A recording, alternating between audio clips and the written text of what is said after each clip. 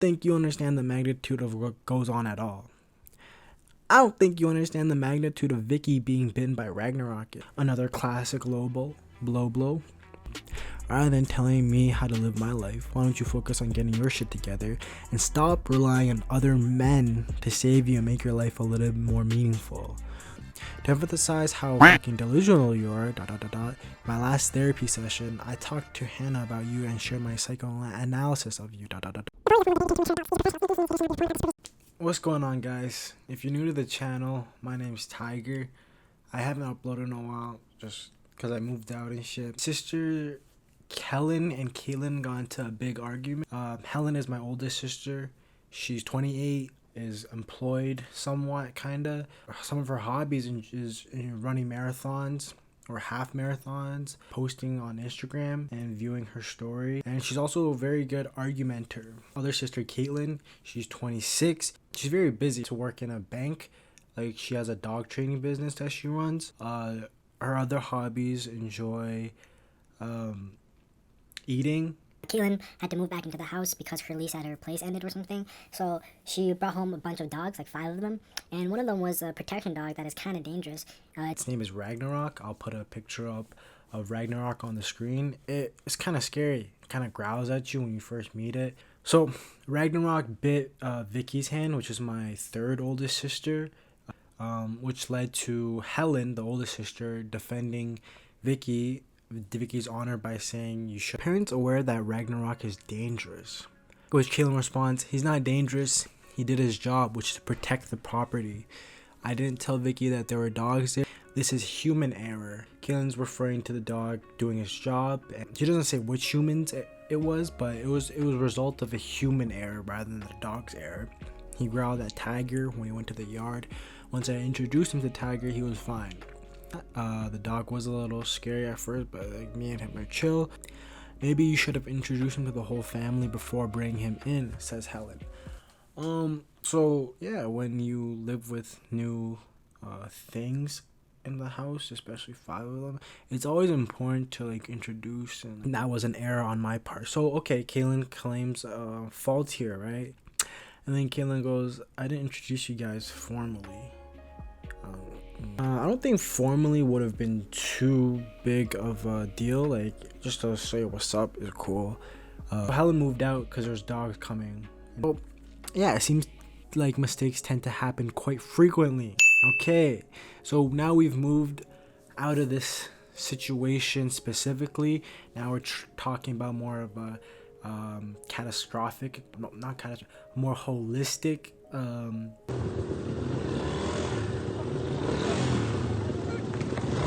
So Caitlin goes about talking about how shit happens, how they're still looking for other places to rent out.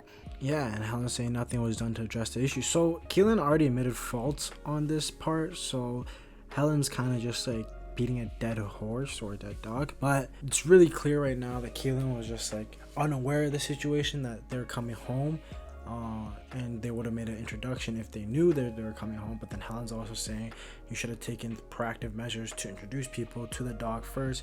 But you know, it's just the communication was not there to know when they're coming home to make that introduction. But then, you know, it's also that like feeling of privilege to be allowed into your own house without getting bitten by a dog. So you know, it's a story of two tales. Who's right here? You know, both people have their own opinions. Hyphen, he was fine in the crate.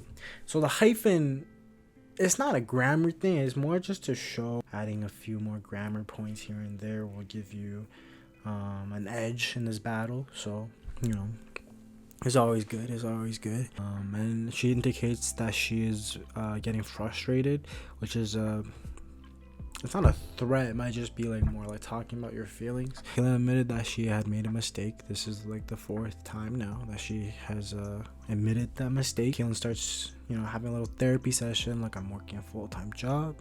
I'm trying to take care of these dogs that I committed to, and I'm trying to leave an abusive business relationship because, you know, Caitlin had to leave the place where she was staying with all the dogs, right? This is a good part. This is a great back and forth.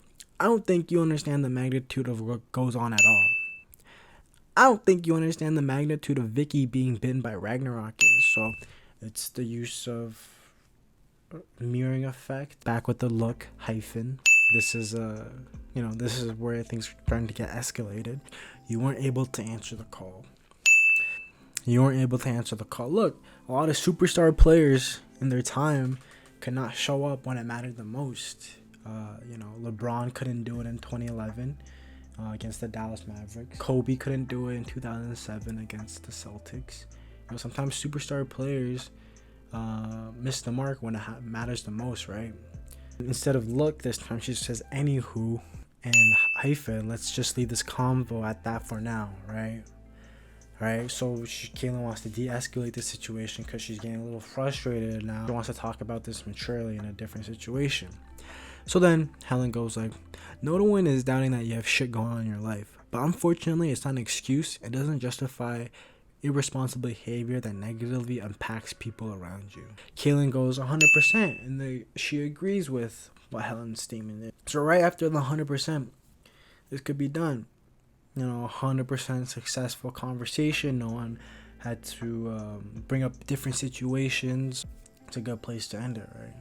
For your benefit, Helen, this is someone no one has the balls to tell you, even though everyone thinks this.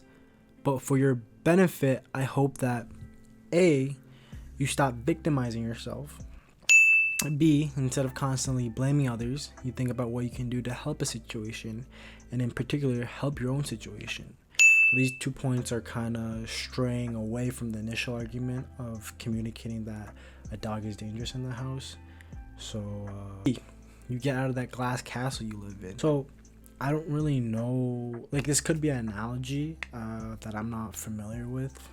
Castle, it's not really a castle, just a house. Like the thing I don't like about this paragraph is that she says no one has the balls to tell you, even though everyone thinks this. Like it's hard as a viewer to know who everyone is, right? Everyone in what sense? Like it's it'd be easier to know if we had names. Maybe like a survey can be done. Like, I don't really like it when like people have an argument and then like they bring other people involved into that argument. And the situation has now entered phase 2. So phase 1 was just argument about a situation about potential risk of a dog that is dangerous in the house. And phase 2 is really talking about your personal defects that you have. Phase 2 involves a lot of trauma being spilled out, a lot of personal attacks, a lot of red herrings, straw man theories, and a lot of just arguments that didn't come from phase 1, right? So Kellen goes like, another classic low blow hyphen, so uses Kaylin's methods of showing anger. So hyphen, why do I even bother with hoping that you will change? Here's a taste of your own medicine. Rather than telling me how to live my life, why don't you focus on getting your shit together and stop relying on other men to save you and make your life a little bit more meaningful? It's interesting take because coincidentally, like Kaylin just got a new boyfriend, so it could be referring to that. Or it could be referring to like other past experiences that have involved like other men. I don't know like how many men, but there could be many. It might be something around like that, like what she's trying to get at. Like if there's many men in her, of always resorting to saying shit happens. Maybe you should try taking responsibility for your actions. I hope one day you eventually learn from your mistakes and pray that no more puppies die on your watch. So that's tough. That one is like because Kaylin like 2 months ago had a litter of puppies, but then one of them had a defect, had like a heart condition or some shit, and then it unfortunately died after 2 weeks. That could be like what Helen's referring to. It's a little different than a dog biting someone's hand, because that was the dog had heart failure, right? Instead of this is like where a formal introduction should have been made between a dog and a human. It was more so heart failure that caused the dog to die. So it might be just more of a personal attack as we, as I've said, as we move into phase 2. she corrects Keelan. Says, "Don't mistake me for the bad guy or your enemy. It's not a coincidence that person has been a major source of my pain/frustrations. I'm not gonna subject myself to your fucked up behavior, so naturally I will speak up to defend myself because I actually care about myself and my needs. You should try for once instead of making a fucking joke out of everything as if nothing happened and avoid difficult conversations. Perhaps it seems like I'm not the only one that always has a problem with you because everyone has just accepted the fact that you're a lost cause and have given up on communicating with you because you struggle with listening, understanding, and respecting people's boundaries." Again, I'm not the biggest fan of everyone, because it can cause like a lot of different like allegations from the viewers. Like, everyone, right? Who is everyone? You know, who, like, it just leads you to think like it's the media's controlling the narrative, but there's really no proof on that, right? And like, as Galen responds after an edited post, sorry I couldn't catch this in real time, "You know, Helen, if for once in your life you actually don't make everything about yourself, I think you actually get somewhere in life. You are a replica of your mother, blaming everyone around you for your misery, so ready to criticize other people's and their lives with making assumptions." So the dots are added for dramatic offense. She has now not only dissed Helen, but she has also dissed the mom that was given birth to these 4 children. "Your whole life you lived up in a glass castle, coddled and spoiled." Okay, so that's what she means. Like a castle, it's like you're not given the opportunity to take any responsibility for your actions. It's always someone else's fault. "Since we were kids, I took the blame and got yelled at for our fights, even though it wasn't entirely my fault. When we were kids, Vicky asked me why you got special treatment, and I couldn't even give her the answer. Your whole life, everything was given to you on a silver platter, and you were bailed out time and time again. But you were bailed out time and time again to the point where you were pushed into the real world and had to deal with a bad boss or coworker. You would fucking crumble. After a while. The whole 'I was spoiled' quotation story really gets old. Like, come on, are you really going to let that continue to be your narrative? You're no longer a child. To emphasize how fucking delusional you are. My last therapy session, I talked to Hannah about you and shared my psychoanalysis of you. Hey guys, just a little context. Helen and Keelan share the same therapist. So right here, Keelan's going over the confidentiality agreement. And even she told me she has no idea why the fuck you are the way you are. I asked her if I was out or line of my analysis was off, and she said no. I don't know what the fuck happened to you in the last few years, but you're off your rockers. Tiger has been honest with himself and has been working his ass off to experiment and pursue a passion. Vicky has taken so much risk in the last few years of her life and is trying to figure herself out. What the fuck have you been doing? So she's referring to like a juxtaposition between me and Vicky compared to her. You know, it's not the strongest. It's not the strongest because, you know, like, you know, my situation isn't that good either, right? So it's kind of just like, you know, it's not the strongest comparison. Yes, when someone spends their time wasting away, constantly socializing, spending money you don't have, not showing up for work, making poor decisions, and literally not working towards their goals, it's hard to understand the perspective of someone who is actually grinds and is actually trying to make something of themselves. So Keelan's referring to the difference between her and Helen. Keelan's more like career oriented, starting businesses, making money, being employed, right? Whereas Helen's more like a socializer. She enjoys talking. She enjoys posting on Instagram, sharing her life, experiencing life throughout that way, right? So yeah, she's just contrasting the two. You know, no sides like really right there. It's just the contrast of the two. Luck is temporary. It's not backed up by any hard work. I hope your angels continue to stay with you and protect you.